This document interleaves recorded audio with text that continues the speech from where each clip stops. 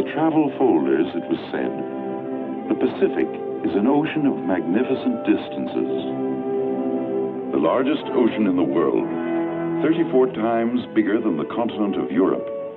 It covers 70 million square miles, roughly 1/3 of the Earth's surface.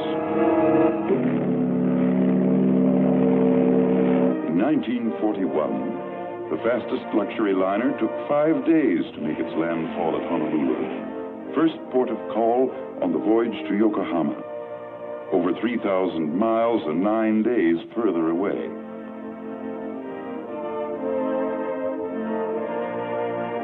Of course, if you were in a great hurry, like Japan's special envoy, Saburo Kurosu, in December 1941, you could make the trip by air in 2 days, 13 hours, and 15 minutes.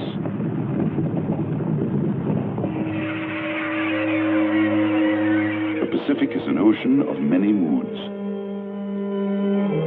To the north, the Aleutian winds are icy and unpredictable. Here, it is said, weather is born. To the south, in equatorial heat, the sunsets are of unparalleled beauty. Here, rising from the blue shark-infested waters, lie jungles, dense and malarial. Volcanoes, like Krakatoa, which once exploded with a violence that shook the world. It is an ocean of islands with names once strange to Western ears. Tarawa, Saipan, Iwo Jima. Names now almost as familiar as Gettysburg, Trafalgar, Verdun. Islands inhabited by little-known peoples, Polynesians, Melanesians, and Micronesians. We had caught glimpses of them in the movies, dancing their hip dances, chanting their island songs. At one time, some had been cannibals, but now most were good-natured and friendly, living in what writers like Herman Melville and Jack London had described as an approximation of paradise. Since 6:55 a.m. Honolulu time, Sunday, December 7th, 1941, this paradise has been a battlefield.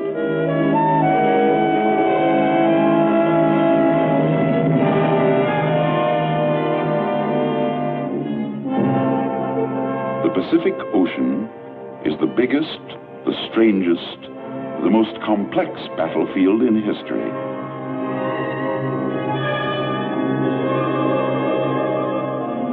To understand what distance in the Pacific really means, touch the point of a pencil to the map. Under this tiny point may be arrayed all the ships of the United States Navy in battle formation. Yet, these ships must be so disposed and so employed as to exert an influence and control over the whole Pacific area. Land war is familiar to the people of Europe and Asia. A massive war of tanks locked in battle, of men deploying, maneuvering along highways, canals, railroads, in city streets, in buildings of brick and stone. But it is different in the Pacific, where there are no highways, no railroads, only the limitless lanes of the sea.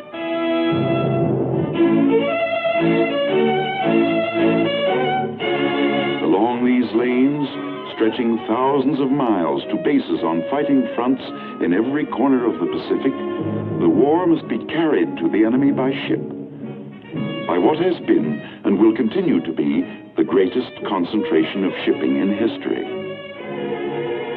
There is a special kind of ship for every mission.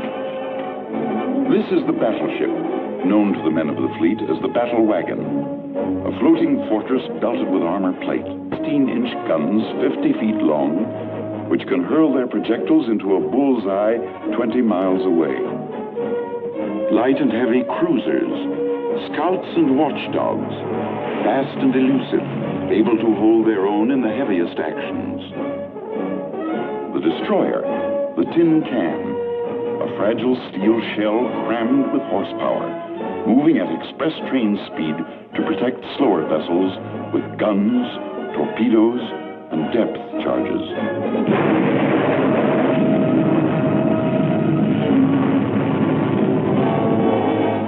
submarine, the lone prowler, operating for as much as 60 days in enemy waters, thousands of miles from its base. The aircraft carrier, the flat top, backbone of the fleet today. A floating airport as big as 3 football fields laid end to end. A huge and complicated mechanism able to hurl 100 planes into battle across the horizon. Following the fighting ships are the indispensable ships of the train, repair ships, tankers, transports. With landing craft, they carry the fuel, ammunition, machine shops, food and drinking water, everything to enable the fighting ships to stay at sea, farther from their bases, and in more continuous action than any fleet in history. The fighting ships and their auxiliaries are arranged in groups called task forces, a new concept developed in peacetime years by the United States Navy and proved in battle in this war. Each task force is in itself a fleet, self-contained and self-sustaining, a singular mission, convoy, reconnaissance, or attack. And as the task force principle is new, almost all the ships themselves are new, built and commissioned since war began. Their officers and men have carried the war to the very doorstep of Japan. They too are new. Only a few years ago, most of these young veterans were at home, playing football and baseball, studying at schools, working in factories or on farms, growing up in the dream that war had been outlawed in their time.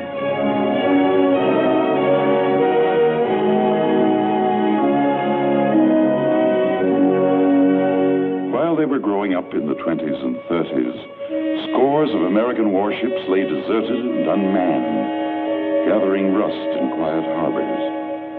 Others, half finished, had been sold for scrap or sent to the bottom of the sea. This was the result of deliberate policy. Peace through disarmament was the spirit which moved the Washington Arms Conference of 1922 and the London Conference of 1930. Statesmen of those days, with the best of intentions, had forgotten the words of the anonymous admiral of 1918. The means to wage war must be kept in the hands of those who hate war. In America's case, geography was an additional factor. She was 6,000 miles from danger in the west, 3,000 in the east. Most Americans came to believe that a comparatively small navy was protection enough for their isolated seacoasts. But in the middle 30s, events in Europe and Asia began to change America's thinking. She began to prepare to throw her weight into the world's struggle against fascism and aggression. And by September 1939, whatever remained of her old complacency was gone for good.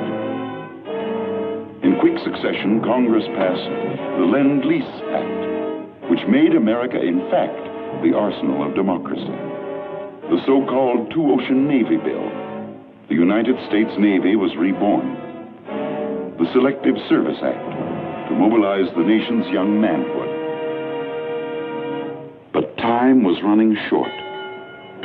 It ran out on what began as just another American Sunday.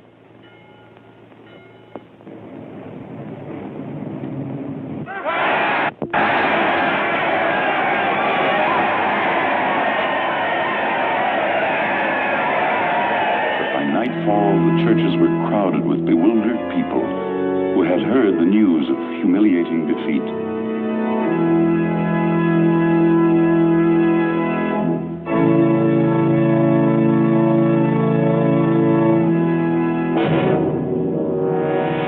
This was Pearl Harbor, America's prime naval base in the Hawaiian Islands. 19 proud ships rested on the bottom.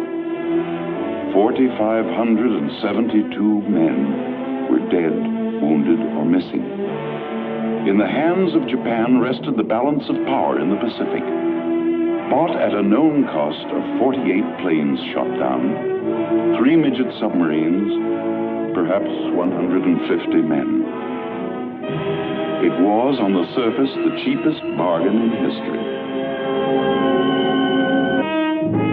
But by the morning of December 8th, thanks to Japanese treachery and deceit, Americans were aroused to the depths of their souls. They now stood shoulder to shoulder, of one mind, of one purpose, with the peoples of all free nations everywhere. Through crowded streets, America's great war leader, the late President Roosevelt, drove to the Capitol. With confidence in our armed forces, with the unbounding determination of our people, we will gain the inevitable triumph, so help us God.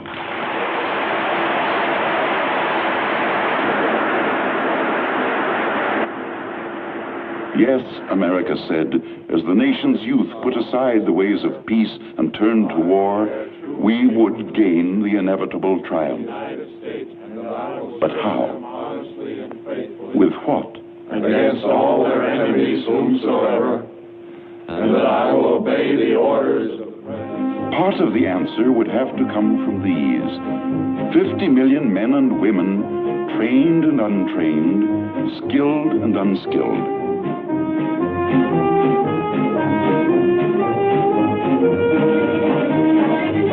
Part of the answer lay here. As a result of Lend-Lease, American industry was already partly on a war footing. But ahead lay giant tasks: reconversion, re-engineering, retooling.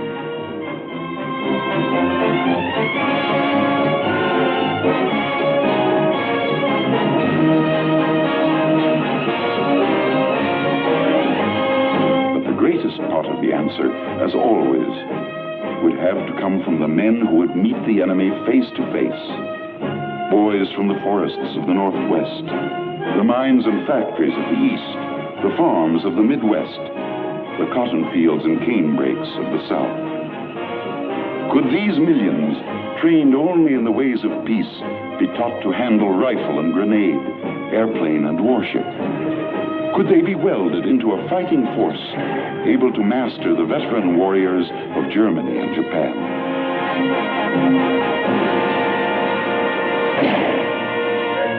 Time was of the essence. Time to draw blueprints. Time to lay keels, to retool factories. Time to train men.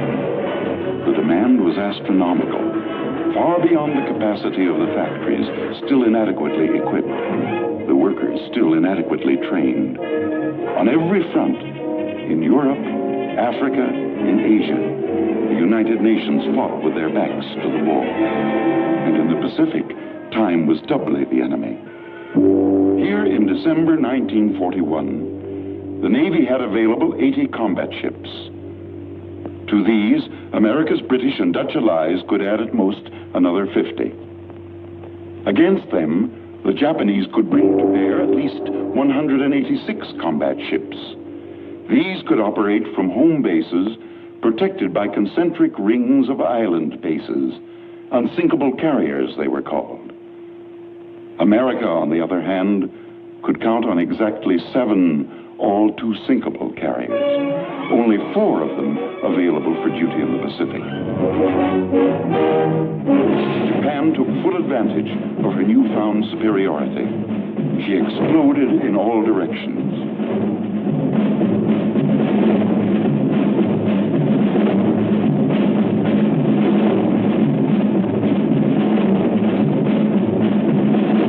In less than 5 months, she had overrun 1.5 million square miles in southeastern Asia and the southwest Pacific. The oil fields of the Indies were hers.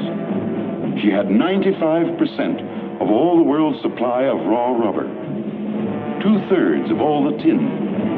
She had copper and lead and zinc, 90% of all the quinine in the world. She had completed the conquest of 125 million people, unlimited slave labor. Overnight, Japan had carved out for herself the second largest empire in the world.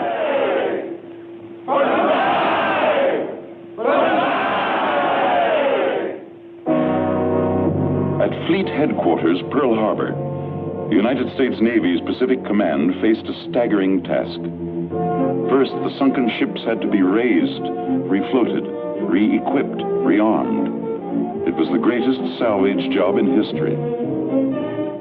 In time, all but 2 of these ships would again stand out to sea, more heavily armored and gunned than ever before, but not for months to come.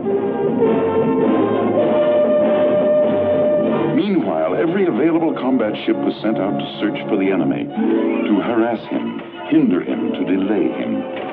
Everywhere in the Pacific, it was the same story of gallant, sometimes hopeless campaigns conducted by officers and men who did the best they could with the little they had. Often it was a few overaged destroyers setting out to engage a battle fleet. A few Americans, British, a handful of PT boats, every last available ship in the Dutch Navy. Later, these small forces would be called the Bow and Arrow Navy. They took their losses, not stopping to count their dead in the Macassar Strait, the Banduenu Strait, the Java Sea. In days to come, when the tiny pieces called battles could be slipped into the overall pattern called war, the job they did in the Pacific would assume its rightful place in history. From the beginning, the men of the undersea arm contributed more than their share. Their forays to the very harbor mouths of Japan helped check the enemy in the full tide of his advance. The Navy's airmen did their part. Small carrier task forces launched daring attacks on Japanese bases, foretastes of the mighty aerial strikes to come. They hit at the Gilberts and the Marshalls, at distant Wake and Marcus, at Salamaua and Lae. They learned as they fought, from admirals like Halsey to pilots and plane handlers. They taught themselves the tactics of a new and spectacular kind of warfare.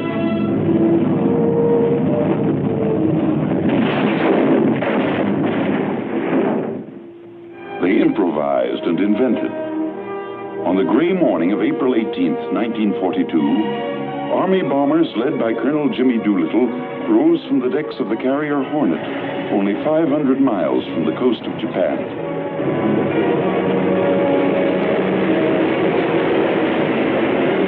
Captain Mitcher and his men gave them a cheer as they disappeared into a scud of clouds to drop their bombs on Tokyo itself.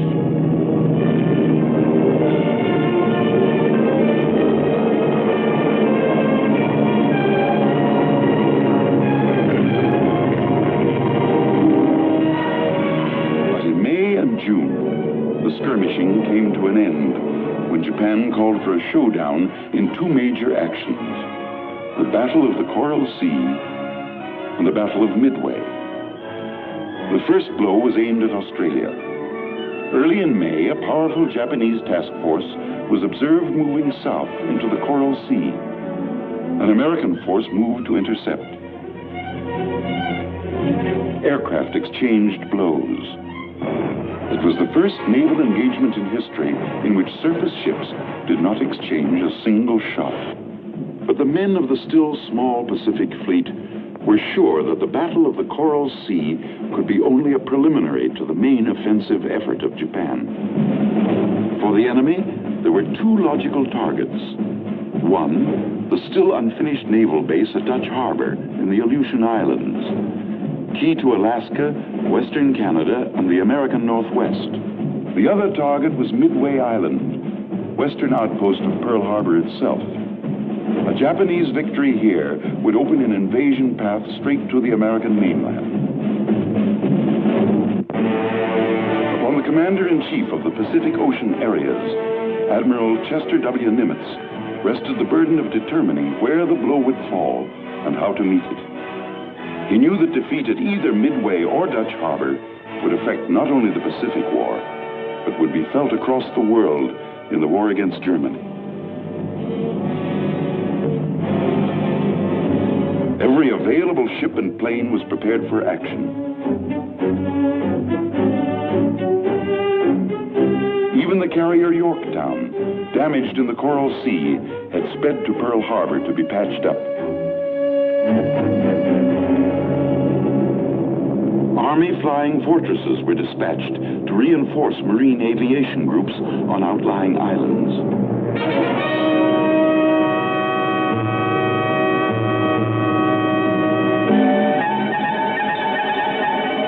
The first blow fell in the north. At daybreak on June 3, 1942, Dutch Harbor reported an attack by a strong Japanese force. But Admiral Nimitz sensed that this was a diversion only, not the main blow. He ordered his carrier force to the west. As the small American force sailed from Pearl Harbor for its rendezvous with destiny, it carried into the Pacific the hopes of the free world. To the west, a vast weather front was rolling toward Midway. On June 3rd, a Navy patrol bomber nosed up to the weather front and made the first contact with the enemy.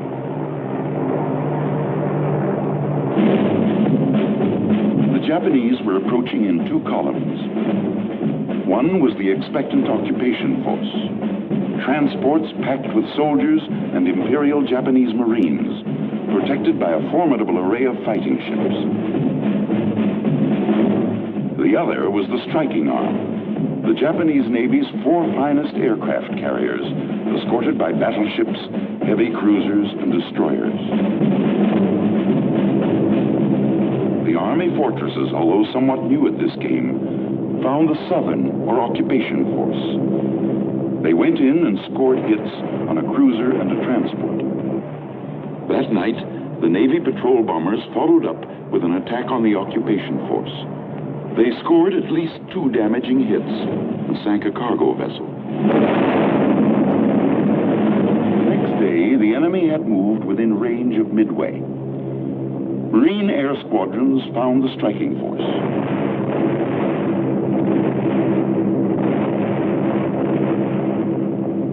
A battleship was set afire, and at least 1 hit was scored on a carrier. But at the same time, Japanese attack groups were giving the island a savage pounding.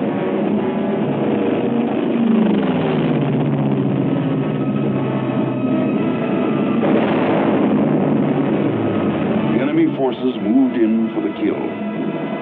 But still, they had not detected the approaching American task force. The speeding American carriers were still out of range. For 24 hours, their radio loudspeakers had been bringing in snatches of the actions being fought west of Midway. Where's our fighter? Keep me running the ponies up there. All right, all right. Keep rhyming, there's another batch coming. Through all this, the Navy flyers had to sit and sweat it out. Twice, the loudspeakers had ordered them up from their ready rooms. Twice, the orders had been rescinded. At a time like this, they grumbled, you'd think they'd get things straight up there. But up there had to make sure of the exact course and location of the Japanese, sure that his own planes could reach them, hit them, and still have fuel enough to return. At last it was time.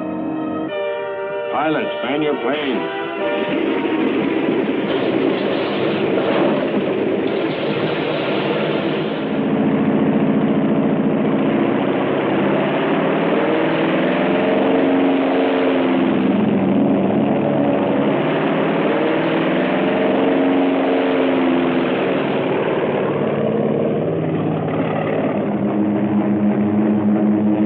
2 hours from their carriers, the American flyers began to suspect that something had gone wrong. The Jap was not where he was expected to be. We know now that he had turned back. Perhaps he had learned at last of the oncoming American carriers. At 11 o'clock, Commander Waldron of the Hornet's Torpedo Squadron 8 found the enemy. He was short of fuel and had outrun his fighter support. Nevertheless, he attacked. Of his squadron, only one man, Ensign Gay, lived to inflate his life raft on the sea. He saw his comrades from the Hornet, the Enterprise, and the Yorktown plunge into the Japanese fleet. They went for the carriers first, In quick sequence, they pounded them into flaming hulks. Kaga, Akagi, Soryu. And with them, 2 battleships were left burning. But one carrier, the Hiryu, escaped for the time being, long enough for a Parthian shot which crippled the Yorktown.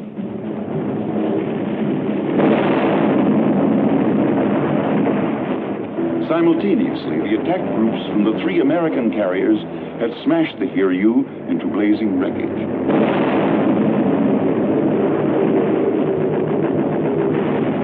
For several days, the American flyers delivered textbook attacks on the enemy's battleships and cruisers, now naked of aerial defense. The once clean blue sea was spotted for hundreds of miles with oil slicks and wreckage. By sunset on June 6th, the Battle of Midway had already taken its place beside Jutland, Trafalgar, and the rout of the Spanish Armada. Intelligence officers began to tally up the score. On the morning of June 7th, the men of the victorious American fleet began to bury their dead.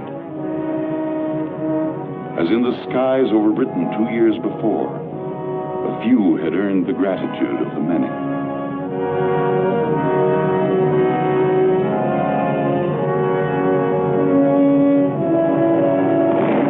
Midway, like Stalingrad in the Battle of Britain, was a turning point in the war. It marked the golden moment when men could tell themselves at last that victory was possible in the Pacific. The initiative now rested securely in the hands of the United States Navy, never again to be relinquished.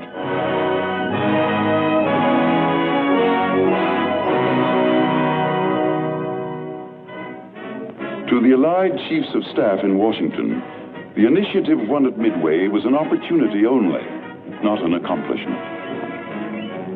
Though the enemy had been beaten back, there was no tendency to underestimate him. His record of achievement was plain for all to see. He was entrenched in his stolen island empire as firmly as his German ally was entrenched in Europe and Africa. In planning their offensive, the chiefs of staff had to keep in mind the nature of the Japanese.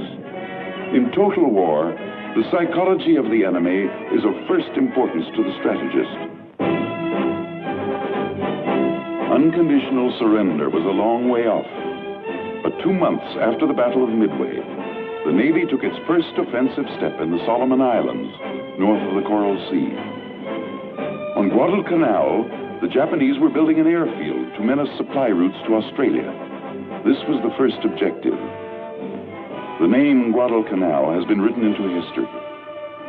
With other names like Tarawa and Iwo Jima, Bougainville and Peleliu, it has become a symbol, not merely of one battle on one remote island, but of all the battles fought up the ladder of islands leading to Japan.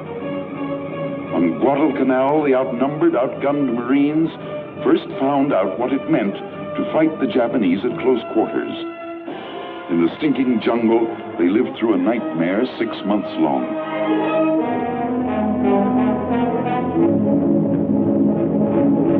Offshore, American and Australian ships were engaged in no less desperate battle.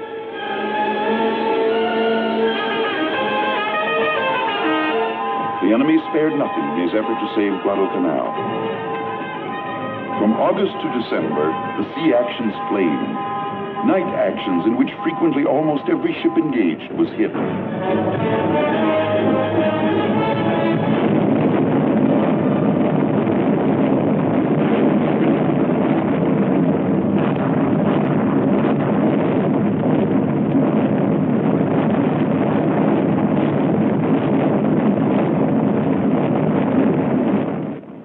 Then, suddenly, at sea and ashore, the Japanese attacks ended.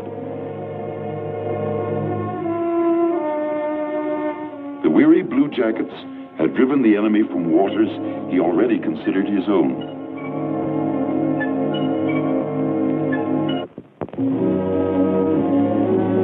The weary Marines of Guadalcanal could take pride in two great achievements. They had taken the first step on the long road to Tokyo, and they had mastered the savage arts of jungle warfare.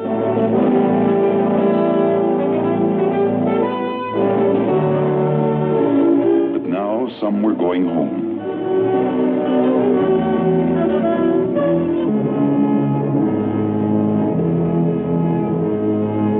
Others had already gone to hospitals on other islands, where Navy doctors and nurses were pioneering new horizons in battle surgery and tropical medicine.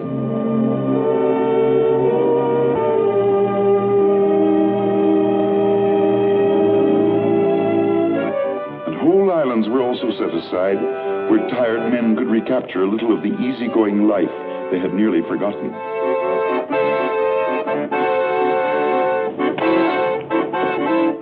Could find a little rest and have a little fun.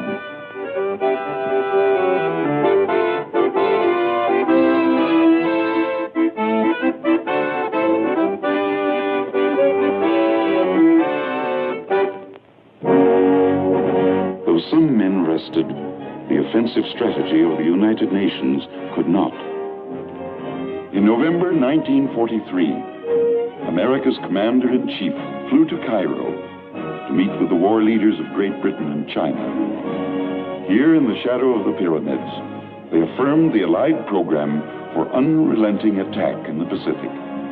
They had the weapons now. There were warships of every type. American industry and labor were meeting the test of global war. They had used well the time bought for them by the bow and arrow navy of the early days, by the outnumbered heroes on Bataan, by the men who fought in the Coral Sea, at Midway, on Guadalcanal, by the free peoples everywhere in the Pacific who had steadfastly resisted Japanese aggression, and by the Chinese who for 8 long years had stood off the full onslaught of the Japanese armies. These mighty bombers were built on time, bought by the sacrifice of British, Australians, New Zealanders, and Dutch. These giant stockpiles were built up while guerrillas in the Philippines and the Netherlands East Indies were fighting the enemy with little more than hope. And even more important, the United Nations now had men for the Pacific. Blue jackets to handle the complex machinery of modern sea power. Airmen, soldiers and Marines trained for amphibious and jungle warfare. And all these were but the vanguard of a host of others still in training camps.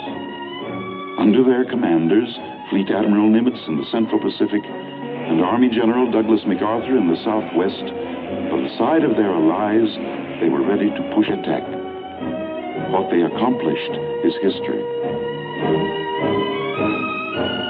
From Guadalcanal and New Guinea, the Allied advance gathered momentum, striking from airfields on key islands, taking this base, bypassing that.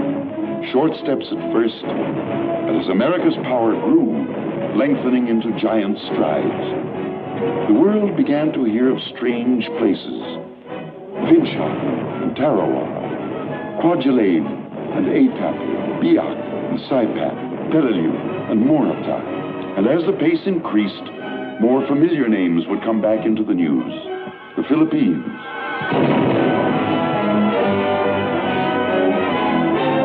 and the islands of Japan itself. But the real story of the oceanic phase of the Pacific War cannot be told in maps and communiques. It can be told only in terms of human effort and human sacrifice.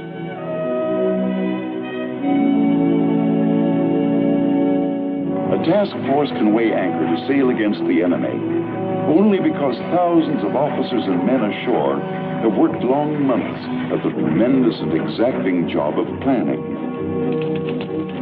Though an order only 6 words long may initiate an amphibious attack, not a gun will fire, not a plane will be airborne, not a Marine will hit the beach until millions of other words have been written down. In crisp sentences, in codes, on charts and maps, in mathematical equations, in photographs and models, the attack is written as a play is written, long before the actors take the stage. From battle fleets to chocolate bars, From the horsepower of 1,000 planes to the tide tables of a once forgotten tropical island, no detail can be omitted. Yet all this planning is for one ultimate purpose: to put this man and his rifle ashore on a hostile beach. This is the eve of battle. This is the eve of Guadalcanal, of Tarawa, of Palau, Leyte, Iwo Jima, Okinawa.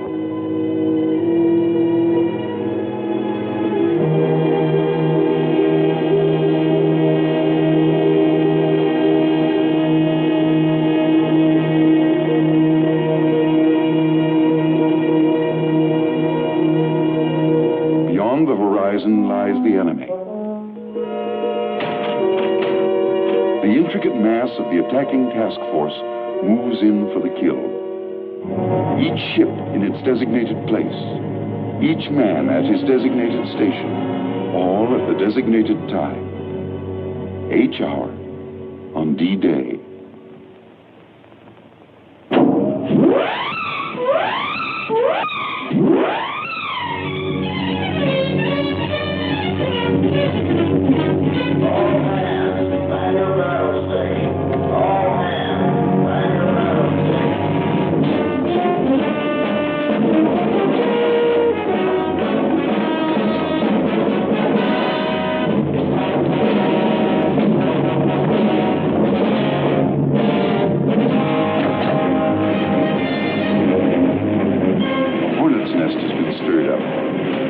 Japanese torpedo bombers.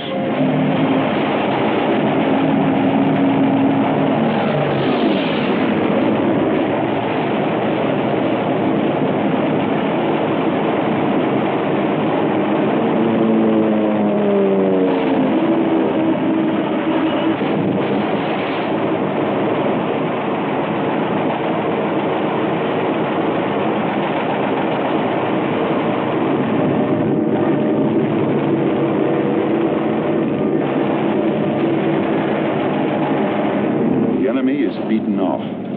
In the pre-dawn, the American carrier planes take off.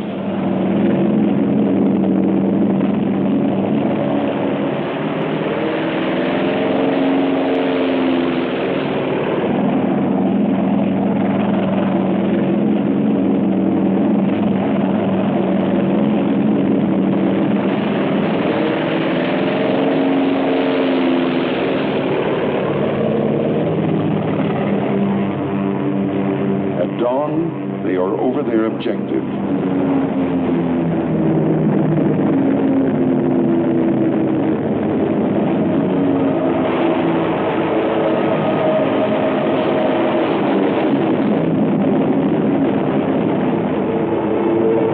An American plane is shot down.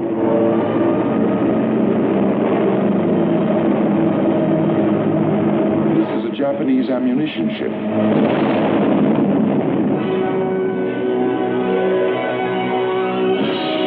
Battle wagons and cruisers have taken up stations close ashore.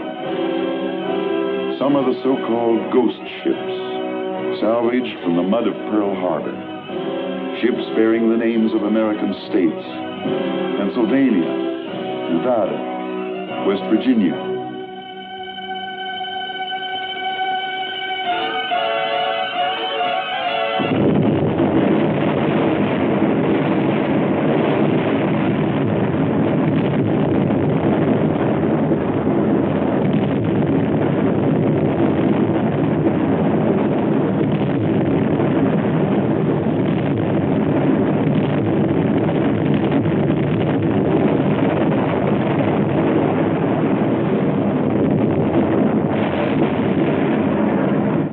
Paying off their debt. A ship called King George V is paying off the debt of another called Prince of Wales.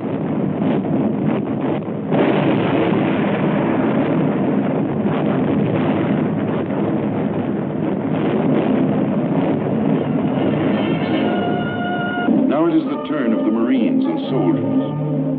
From hard experience, they know what lies ahead.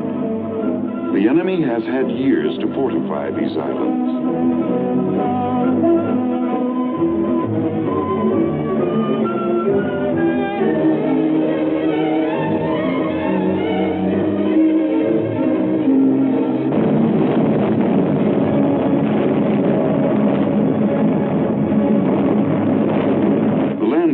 Come under hot enemy fire, but Coast Guard and Navy coxswains keep them on course.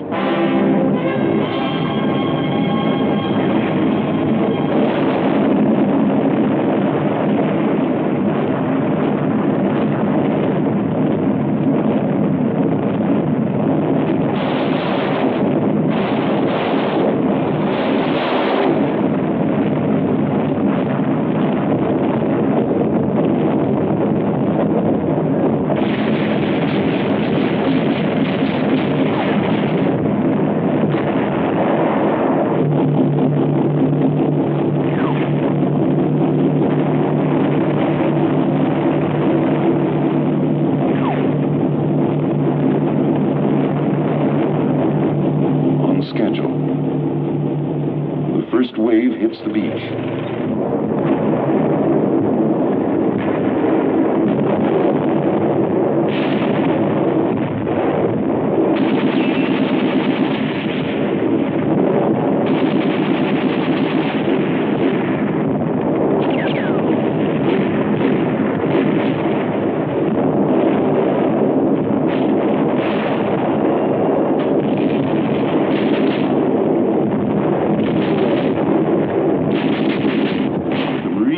Soldiers have won a tiny strip of beach, a fingernail, no more.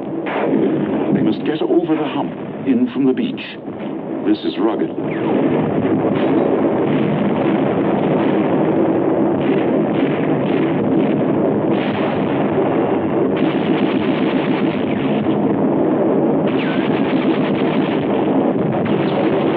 fingernail has been expanded.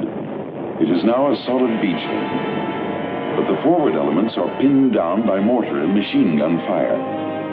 The Japanese are reported gathering for a counterattack.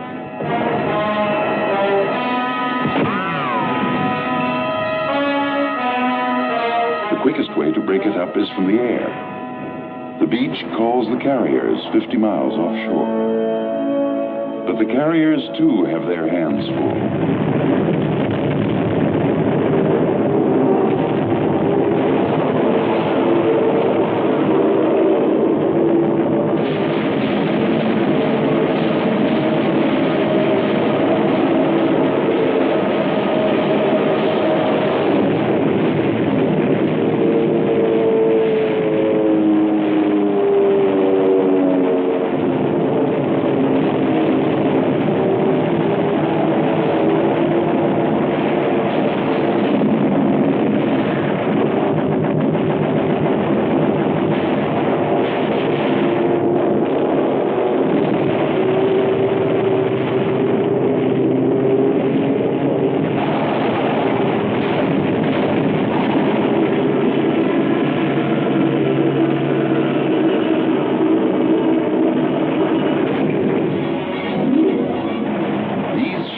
With a tradition behind them.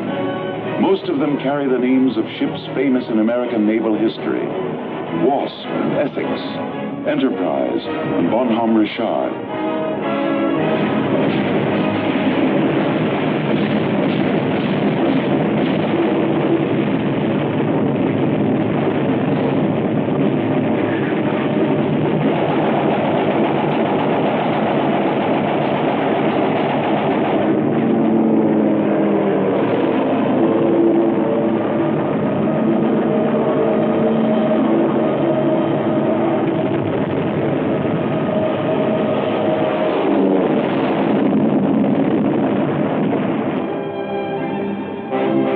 Carriers are temporarily out of action, but the others can fulfill their obligations to the men ashore.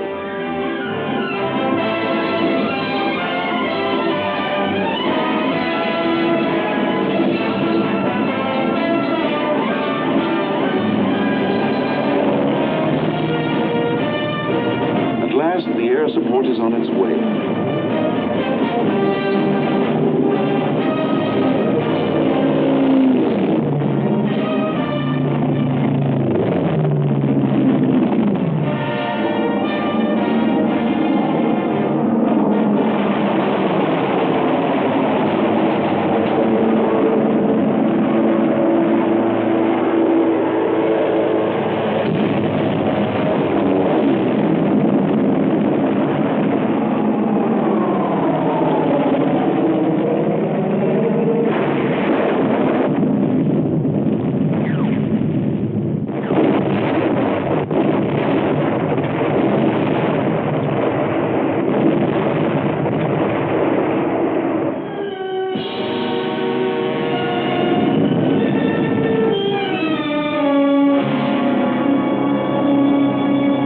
Now the attack can again inch forward.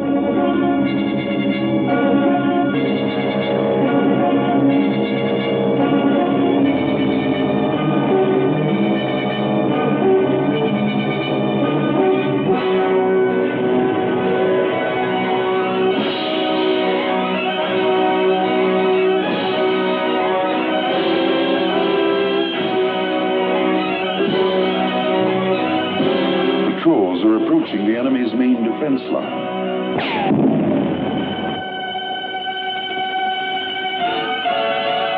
He will have to be pried out with tanks,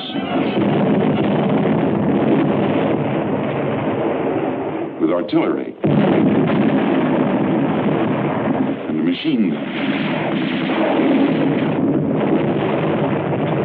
and mortars, with hand grenades, and gasoline bombs.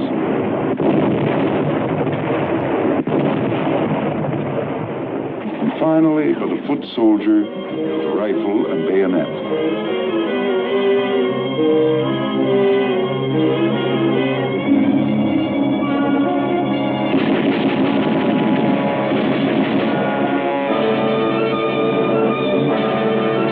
A Japanese dynamiter.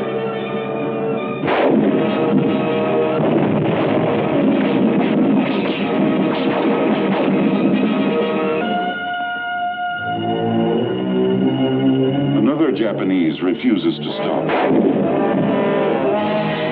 As usual, few of the enemy surrender. Their propagandists have made them believe that surrender means torture and death.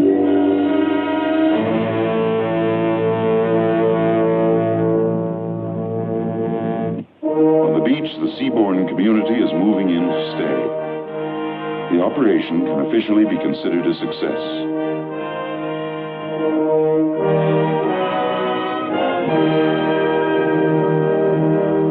Up front, the wounded are coming back.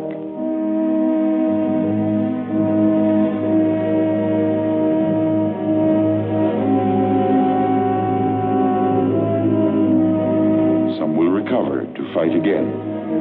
Some will always bear the scars of battle.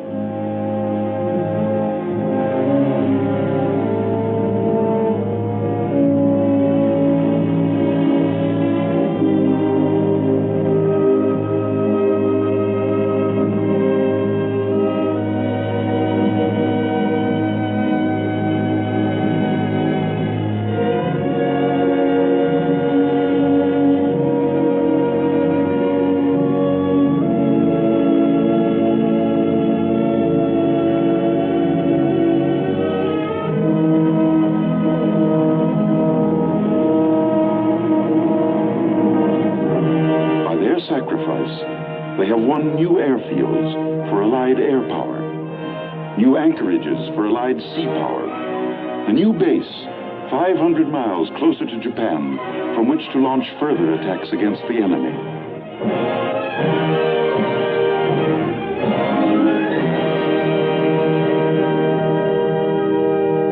Step by step, this has been the story of the advance to the gates of Japan. Step by step, this has been the price.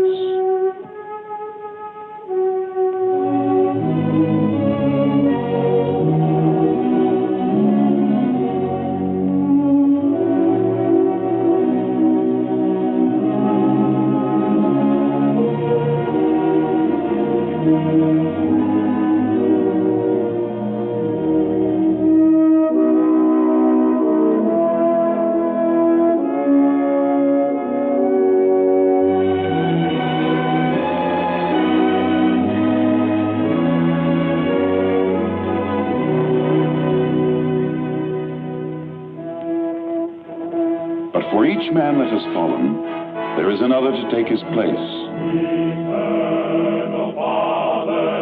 Theirs is the task. The victory will be for all.